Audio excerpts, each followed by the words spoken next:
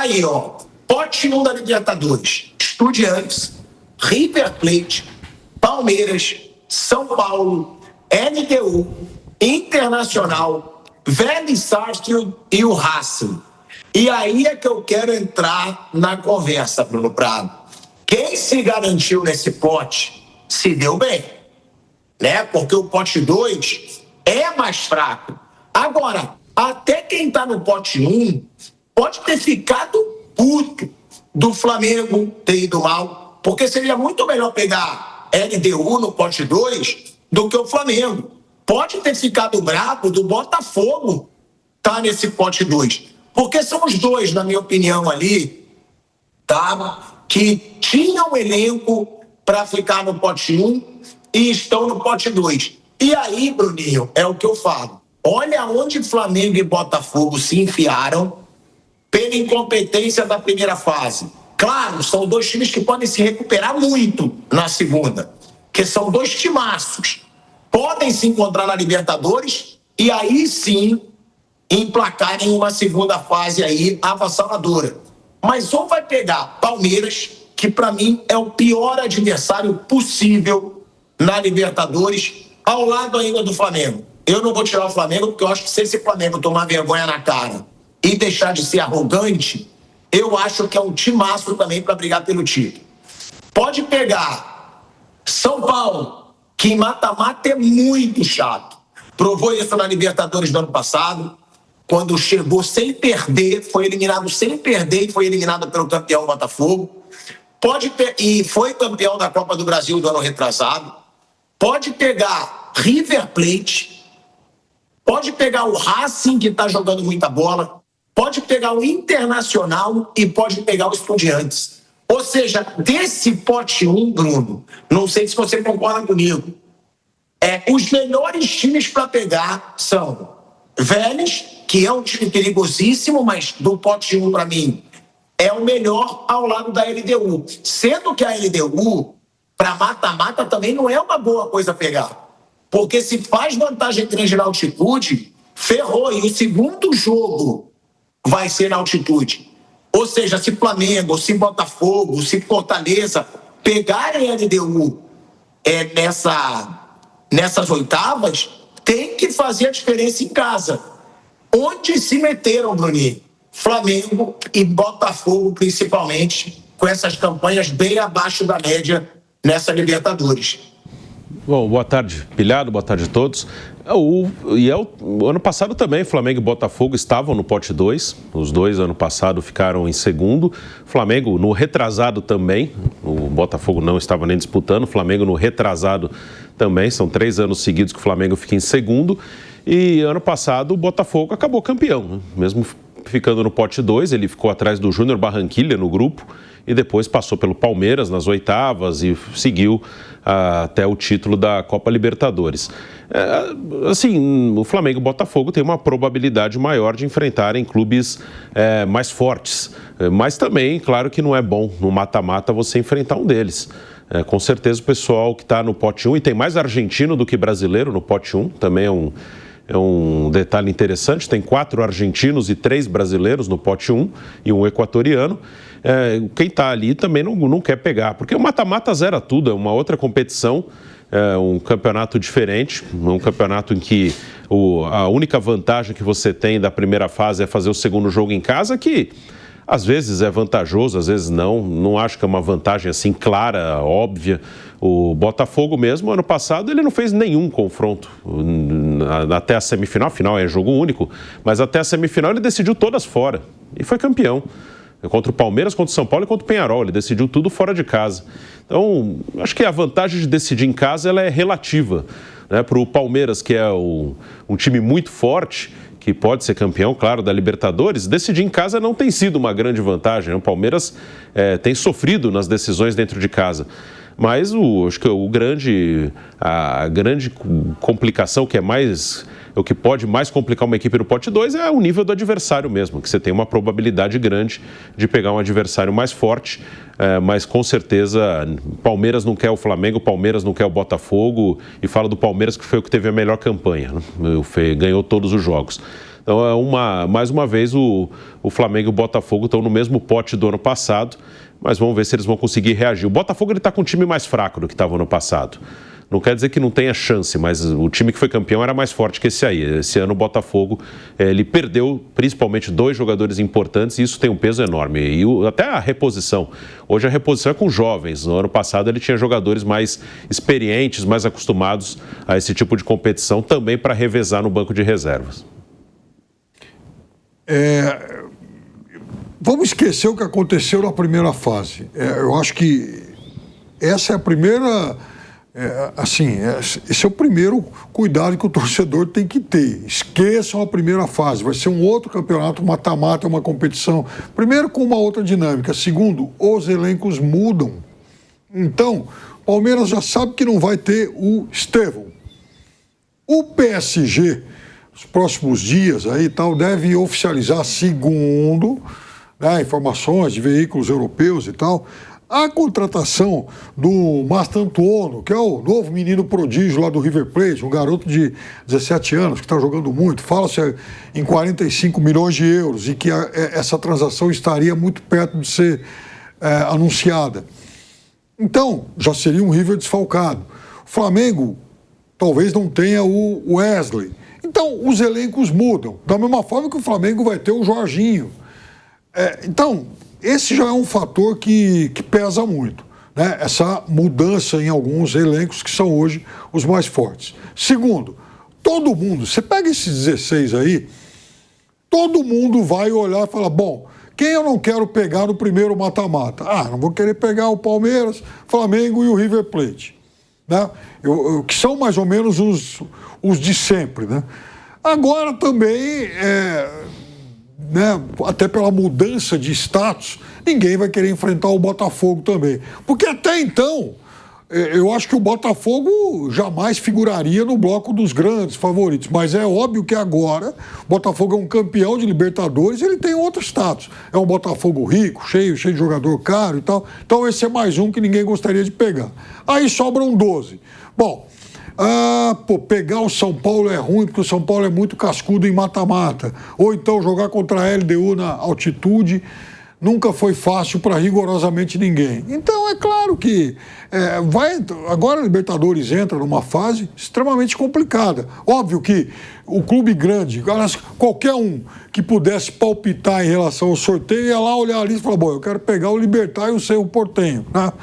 Que são 2 times, e também o Universitário do Peru. Mas veja, eu também queria chamar a atenção para uma outra coisa que o Bruno tocou rapidamente, que é o seguinte, nessa fase de grupos agora, 4 argentinos passaram como líderes dos seus grupos e só 3 times aqui do Brasil. Você vai olhar lá para a Sul-Americana, são 4 argentinos líderes e só o Fluminense passou direto.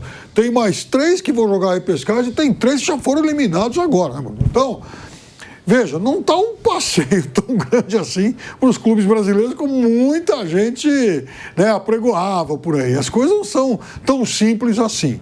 Então eu acho que vai ser um outro campeonato. A gente vai ter uma ideia melhor disso na segunda-feira e até aqui eu acho que é mero exercício de especulação. Agora, é óbvio que, tirando os torcedores de Palmeiras e os do Flamengo, tá todo mundo torcendo para ver o choque direto entre os dois nessa fase, porque a galera quer mais ver o circo pegar fogo, né?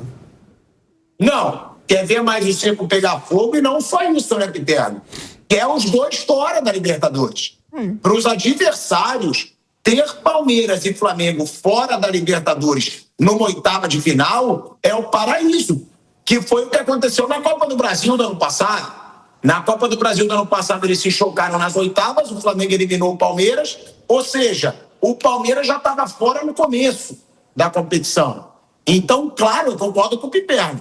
Todos os rivais estão loucos para Flamengo e Palmeiras já se cruzarem, loucos. Agora, sendo numa ordem, tá? Eu vou dar a minha para não ficar em cima do muro, vendo aqui o pote 1, para Flamengo e Palmeiras. Para Flamengo, Palmeiras e São Paulo, pronto. Quais seriam os piores confrontos? Para mim, para o Flamengo ou para o Botafogo, vai, colocando também o Fortaleza.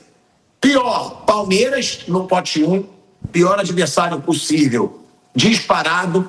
Depois, River Plate, na minha opinião, o segundo. Depois, São Paulo, na minha opinião, o terceiro. E aí eu colocaria entre os mais fáceis, vamos lá, eu colocaria Palmeiras, River Plate e São Paulo, em ordem dos mais difíceis para Flamengo e Botafogo pegarem o Fortaleza. Eu colocaria, mesmo com altitude, LDU e depois o Vélez, como os melhores para cruzar, porque eu acho que o Racing e o Estudiantes estão no momento melhor que o Vélez. Acho o Internacional um time que vai dar trabalho para qualquer adversário. Eu preferiria pegar LDU e logo depois o Vélez. Claro, sem achar que são confrontos fáceis, mas aí é mata-mata de Libertadores. Para quem está no pote 2, não vai ter pote nenhum fácil. Para você, Bruno? O mais difícil, para mim, o Palmeiras, disparado, para quem vem no pote 2. Aí depois acho que tem 4 times muito parecidos. E aí eu vou colocar, tentar fazer uma ordem, que eu acho que seus 4 são muito próximos. Mas vou botar o Racing em segundo. O Racing... Você acha o Racing hoje pior que o River? Eu acho o Racing melhor. Eu acho o time do Racing mais time que o River. Eu acho que jogar com o Racing acho que hoje é mais difícil. Eu boto aí o Racing, aí São Paulo, River e Inter. Tenho que fazer a ordem aí, que eu acho que são muito próximos. Vou botar Racing, São Paulo, Internacional e River Plate. Vou botar essa ordem. Aí depois sobrou aí, Estudiantes, Vélez e LDU. Essa ordem aí. Então os 2 mais fáceis você escolheu junto comigo. Sim. Você acha, mas a LDU mais fácil e depois o Vélez, certo? Sim, eu não gostei do time da LDU, assim, tem a questão da altitude. O último jogo eles ganharam bem do Central Córdoba, mas mesmo em Quito já teve anos aí, não tão distante, que a LDU fazia jogos melhores em Quito, inclusive, que é onde eles são mais fortes. O jogo com o Central Córdoba, eu sinceramente não assisti, que estava fazendo o jogo do Flamengo no mesmo horário, mas a LDU, mesmo em Quito, eu achei um time que pressiona muito pouco, que acelera pouco o jogo. Não gostei, achei um time abaixo aí dos últimos anos da LDU. Me pegam para você, para mim, os mais difíceis em ordem: Palmeiras, River Plate, São Paulo, Racing e Internacional. Tá? Para quem está no pote 2, ou seja, Flamengo, Botafogo e Fortaleza. E os mais fáceis, o Bruno concordou comigo, LDU, o mais fácil, depois o Vélez. E você, Piperno? Eu acho que esse ano a LDU realmente é o oitavo, é quem fecha o pelotão. O Vélez é um negócio estranho, porque o Vélez, depois do título argentino, mudou a comissão técnica, mudou tudo, e aí começou a temporada com 8 derrotas em 9 jogos, enfim, alguma coisa assim. Tanto que caiu o técnico, Sebá, depois mudou o comando e o time melhorou. Então, esse time está em evolução. Agora, mesmo assim, eu também acho que depois da LDU deve ser quem está na rabeira disso aí. Depois do Palmeiras, eu acho que o mais forte vai ser o Botafogo. O Botafogo, ele demorou, né, para se encaixar, mas o Botafogo está crescendo.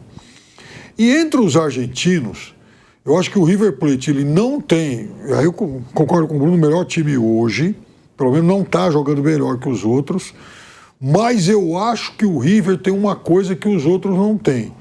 O River, ele consegue se reorganizar mais rápido quando tem oportunidade de mercado, até porque tem mais recursos, né? Então eu acho assim, que o River passou, primeiro, mas eu acho que o River que a gente conheceu nessa primeira fase não vai ser um time tão forte quanto o River que vem de julho, agosto para frente. Então, na minha ordem, Palmeiras, Botafogo, River e São Paulo. Eu acho que esses 4 eles são mais fortes que os outros. São Paulo, eu não vejo individualmente Botafogo, como um time... maluco, o Botafogo está no pote 2. Desculpa. Palmeiras, River e São Paulo. Não. E os do pote 1 temer o Botafogo, que eu acho que o Botafogo vai crescer muito. Então, Palmeiras, River e São Paulo. São Paulo individualmente, São Paulo não é melhor que os outros.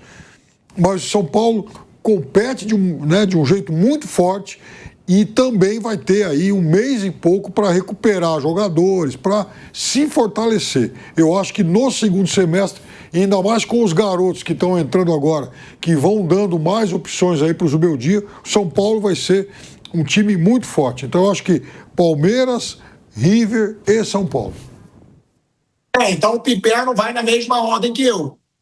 Eu coloquei essa mesma ordem. Eu botei Palmeiras, River Plate e São Paulo como os 3 ali adversários mais complicados, né, para Flamengo, Botafogo e Fortaleza. E agora fazendo essa ordem contrária, né? Para quem está no pote 1, claro que o pesadelo é pegar o Flamengo. Apesar de ter feito uma primeira fase ridícula, apesar de na Libertadores do ano passado ter feito uma Libertadores inteira ridícula, que foi inteira ridícula a Libertadores do Flamengo no ano passado, inclusive sendo eliminado pelo Peñarol sem fazer um gol sequer no fraco Peñarol daquela temporada. Lembrando, não é o multicampeão Peñarol, não é o pentacampeão da Libertadores, é um time que hoje não tem nada demais. Aí o Flamengo fez uma Libertadores péssima no ano passado, fez uma primeira fase péssima nesse ano, mas continua sendo o time mais temido, na minha opinião, e o mais difícil nesse pote 2. Vou até pedir para o Kaique colocar na tela, né, o pote 2, para a galera saber exatamente com quem que Palmeiras, São Paulo e Internacional podem cair. Aí tá aí. Eu colocaria em ordem, tá?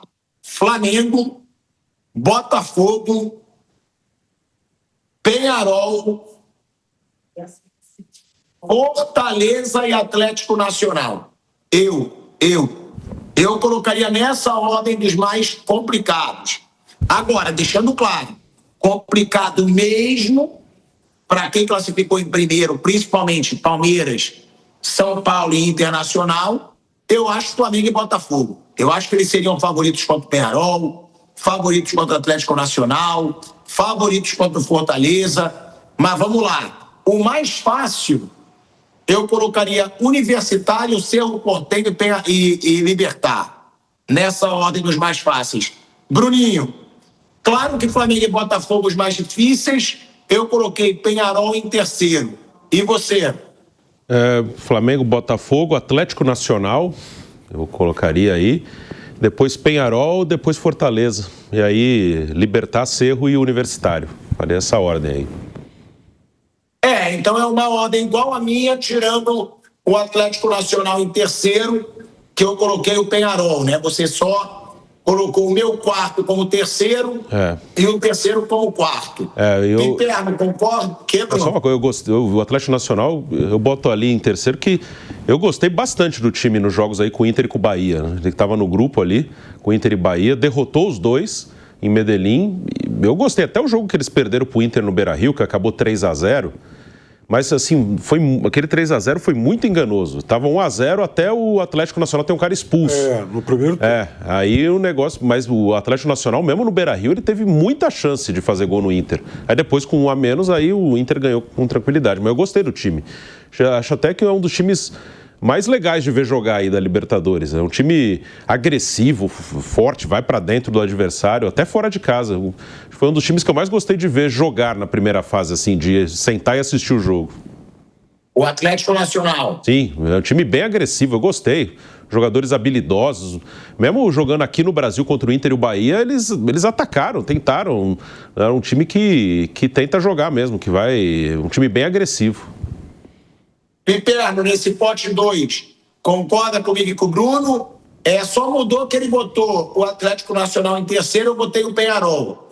Botamos Flamengo, Botafogo e um desses dois ali como os 3 mais difíceis e Universitário e Cerro Porteño como os mais fáceis. Interessante que vocês falaram do Atlético Nacional de Medellín e do Peñarol, que são 2 times de estilos bem antagônicos, né? Aquele Peñarol que morde, que se fecha, que, se for o caso, joga com os 11 lá atrás. É aquilo que a gente viu contra o Flamengo ano passado, não mudou muito em relação, né, à temporada anterior. Já o Nacional de Medellín é um time que, especialmente em casa, ele sai muito pro jogo. É um jogo muito agressivo que pode acontecer qualquer coisa. Porque assim, o Nacional, ele cria chance de monte, né? Então ele cria 1, 2, 3. Então, às vezes, não faz, toma um gol lá e perde, né? E perde numa bola isolada. Mas então, o jogo com ele está sujeito a acontecer qualquer coisa, aquele tipo de jogo meio traiçoeiro. Eu também não gostaria de pegar time assim, não. Por isso que eu acho que os dois brasileiros, o Flamengo, claro, o Botafogo, o Atlético Nacional, o Peñarol, porque realmente é muito cascudo, é muito duro, e os outros 4 que são mais ou menos do mesmo nível. Agora, eu falava do Botafogo antes, porque eu acho que, se a gente pensar, na minha avaliação, nos favoritos, independentemente aí do pote, aí Palmeiras, Flamengo, Botafogo e River, e aí o Botafogo, inclusive, uma das 3 forças, porque eu acho que ele está crescendo e vai ser nesse mata-mata, de novo, um time muito forte. Eu não queria pegar o Botafogo agora, e tem umas coisas que são muito de time para time, né? Falando com amigos são paulinos, sim, aí o Fortaleza ontem caindo pro pote 2, aí alguns falam, São Paulo e Fortaleza seria um confronto legal. Aí São Paulinos, não, de jeito nenhum, porque São Paulo não ganha o Fortaleza desde 2020, né? Pois é. Aí tem as forças, pelo que o time está apresentando, o Fortaleza está mal, mas aí tem as questões particulares de cada clube, né?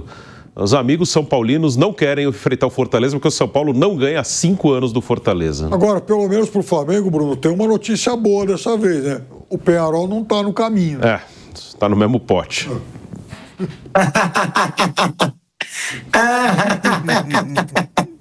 Você tá tão engraçadinho, Piper.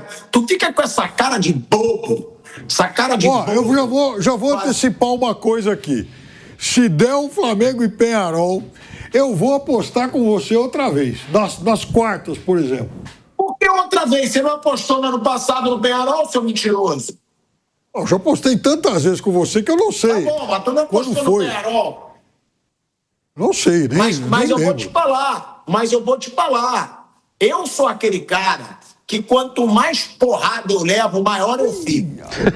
Eu me agiganto. Sabe o Rocky Balboa? Sabe o Rocky Balboa que ele vai apanhando, e ele vai crescendo? Sim. Então, ô bobão, se cair Flamengo e Peñarol, eu vou de 500 contigo. Você quer ou você vai ficar na frouxidão do 100, do 200? Você pode escolher o que você quiser, porque o Flamengo no mata-mata vai ser outro, meu amigo. Esquece. Aí a gente vai ver o Flamengo do Felipe Luiz no mata-mata. Nem ele está acreditando muito no que ele está falando, né? Ô, Thiago Balboa. Então, Thiago Balboa, o negócio é o seguinte. Eu vou aguardar as quartas para avaliar os cenários, né? Quem entra e Então, quem tá sai, bom. cada time. Mas já está certo. Se bater Flamengo e Peñarol, a gente vai apostar, porque eu não sou frouxo, eu não dependo de cenário. Você me chama para um desafio, eu posso estar na lona. Quer dizer, eu vou aceitar. Dessa vez, então, pelo menos o Flamengo vai fazer algum golzinho contra o Peñarol, porque até hoje não fez, né? Você é ridículo. Agora, ô Piperno, mais uma pergunta pertinente aqui, tá? Porque nas últimas Libertadores, sempre quando a gente falava de Flamengo e Palmeiras, eles eram bem favoritos. E eu acho que isso está mudando. Não sei se vocês concordam, vocês até acompanham mais do que eu. Mas eu vejo classificação, eu vejo alguns jogos, vocês veem todos. Me parece que os argentinos estão voltando a crescer. E isso tende a dificultar para os brasileiros. Porque, há muito tempo que o Racing não era tão temido em mata-mata de Libertadores. Tudo bem que eliminou o Flamengo lá do Rogério Ceni, mas isso porque o Flamengo foi frouxo e ruim naquela Libertadores. Se eu não me engano, foi 2020. Eu acho que foi em 2021 que eliminou o Flamengo do Rogério Ceni. Não, foi 2020 mesmo, foi 20 mesmo. 21 foi Palmeiras e Flamengo, foi 20. Foi 20. Eu ganhei do Bruno. Primeira vez, irmão. Esse mundo tá realmente... Que coisa. Agora, vamos lá. Racing tá muito forte. Estudiantes tá forte. Aí já tem o River Plate forte. E o Vélez também numa crescente. Porque eu acho que para fazer frente para os brasileiros hoje, de verdade, são os argentinos. Por isso que eu sempre falo essa palhaçada de Olímpia, Peñarol. São times que hoje, se perder, é vergonha, na minha opinião. Vocês concordam que essa Libertadores pode estar mais difícil pelos argentinos estarem mais fortes? E é uma tendência que esse futebol argentino fique mais forte novamente? Olha, acho que o Palmeiras e o Flamengo, que são as grandes potências aqui do Brasil nos últimos anos, eles passaram por uma mudança de elenco, né? E acho que isso pode ter balançado um pouco. O ano passado o Palmeiras, ele não fez um... Não é que foi ruim, o time foi vice-campeão brasileiro, né? Não é um ano ruim isso. Mas ele esteve abaixo, né? Que eu acho que era uma mudança de elenco. Esse ano ele já está com o elenco mais encorpado. Acho que o Palmeiras esse ano está mais forte que o ano passado. O Flamengo ainda... Eu tenho alguma dúvida do time do Flamengo. O Flamengo faz grandes jogos e faz jogos muito abaixo, assim, com mais frequência. Acho que o Flamengo ainda está com uma irregularidade grande. Assim, o Flamengo, o Flamengo tem uma característica de pressionar muito no início. Quando ele faz o gol cedo, aí a chance dele até fazer uma goleada é muito grande. Mas quando ele não consegue o gol nos primeiros 20 minutos... O Flamengo ele se enrola bastante, então ele tem essa irregularidade. O Botafogo perdeu o Almada e Luiz Henrique, aí tem um peso. Eu acho que os argentinos têm... Eles não estão com mais dinheiro que antes, não. Eles continuam com dificuldade. Mas o River tem o garoto, né, o Mastantuono, que é muito bom. Eles revelam o jogador, mas eles não conseguem manter muito, né? Como a gente também não consegue, mas a gente até consegue manter um pouquinho mais, né? O garoto é possível que nem joga essa fase final. Teve antes o Echeverri, que também foi embora rápido, está lá no Manchester City. Então, assim, o Racing é um time que chamou a atenção nos últimos anos dos argentinos, porque ele, ano passado, ele jogou a Sul-Americana, ele ganhou... Ele eliminou o Atlético Paranaense, o Corinthians e ganhou a final do Cruzeiro. Aí esse ano ele jogou a Recopa e ganhou do Botafogo. E jogou com o Fortaleza na Libertadores e ganhou os 2 jogos do Fortaleza. Então são 5 brasileiros que o Racing bateu assim em menos de um ano.